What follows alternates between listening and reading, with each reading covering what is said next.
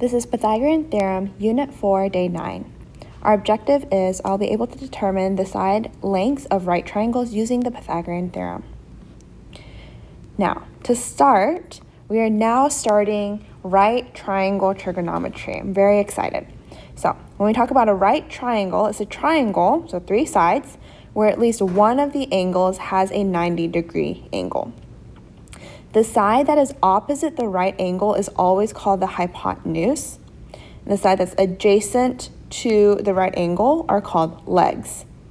All right, so here we have a 90-degree angle. Opposite is your hypotenuse. The hypotenuse is always your longest side. Okay. And we use the letter C to denote the hypotenuse. From there, you know that the other sides that are adjacent next to our 90-degree angle are called legs. And we use the letters A and B interchangeably. Now, the Pythagorean theorem is a very famous equation. A squared plus B squared equals C squared, where A and B are the legs and C is the hypotenuse.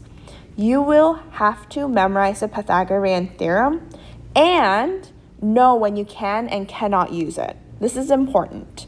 All right, this is one of the theorems that you just absolutely have to memorize. It comes up often not only in geometry, but on the ACT. It comes up in your IB curricula as well. You use the Pythagorean theorem when you're given information about two sides of a right triangle and you're looking for a third side. All right? And unless the directions state otherwise, you will be expected for your answer to be in simplest radical form. So let's go over a proof real quick about why this works. So in the middle, there is a right triangle. So this side and that makes up a right triangle. And you'll see that your right angle is right there. From that, we can label and denote A, B, and C, where 3 is A, 4 is B, and 5 is C. So when we do A squared, we know that the A is 3. 3 squared is 9, right? And that represents this box right here. So if we have 3 on this side and 3 on this side, we have a total of 9 squares. If we do the same thing, B squared, we know that B is 4. And then so we have 4 times 4, or 4 squared, gives us 16. So there's 16 squares there. And we're saying that A squared plus B squared equals C squared. So 9 plus 16 equals 25. Well, let's take a look. C is equal to 5. 5 times 5 gives us 25. So when we add 9 plus 16, we get 25. So A squared plus B squared equals C squared. And this should be a visual representation of how the Pythagorean theorem works. Let's do an example together. Determine the length of the missing side. Write your answer in simplest radical form. Now, the very first step, you have to label A, B, and C. Here is my right angle that is necessary to use a Pythagorean theorem. If it's not a right triangle, you cannot use a Pythagorean theorem. So I know that opposite the right angle is always my C, and then the other two sides are my A and B. It doesn't matter whether 6 is your A or your B. So I'm just going to make that 6 equal to A and 3 equal to B. Once I have this, I'm going to write my Pythagorean theorem. And then I plug in the values that I have. So I know that A is 6, B is 3, and C is what I'm looking for. It's my missing side. I don't have a number for C yet. And then I'm going to solve for the missing side. So 6 times 6 is 36. 3 times 3 is 9. And then I'm going to add 36 plus 9, and I'll get 45. Now, I have c squared, not c. Because if I had a triangle where my side lengths were 6 and 3, having another side length of 45 does not make sense. So I need to isolate c by taking the square root, and c is equal to the square root of 45. Now, I need to double check if my answer is in simplest radical form, right? And in order to do that, we're gonna list out all of our perfect squares. But before we do that, I do want us to have an intuition about how long the square root of 45 is. So when I put it in the calculator, I get it is approximately 6.71, which makes sense, right? If I have my two legs as 6 and 3, then my longest side must be greater than 6, and in this case, 6.71.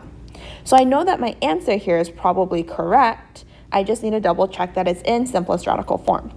In order to do that, I have my list of perfect squares. So 2 squared is 4, 3 squared is 9,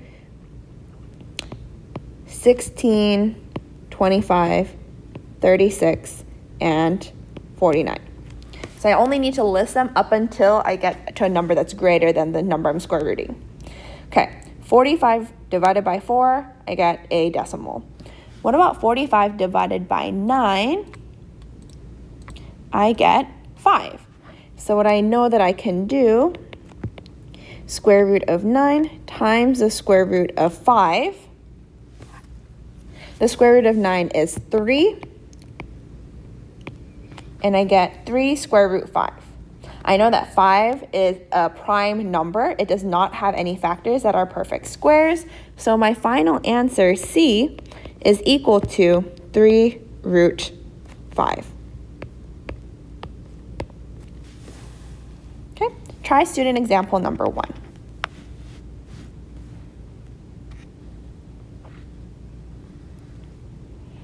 Okay. Now, teacher example number 2, it says determine the length of the missing side. Write your answer in simplest radical form.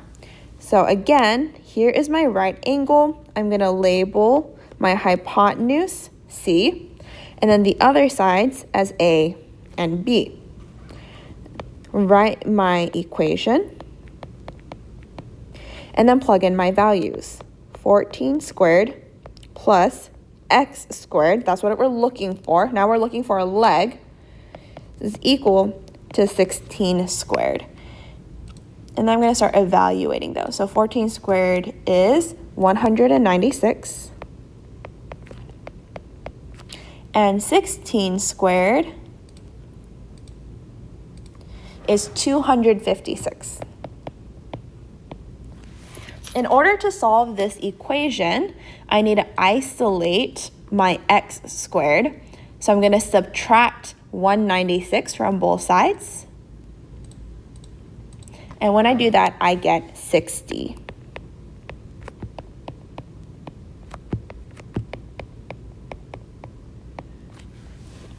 Now again, that is not saying x is 60, right? My side length is not 60.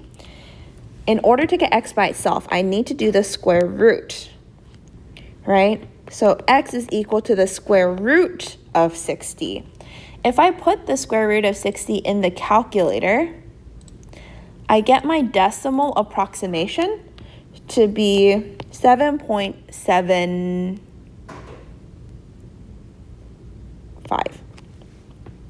right?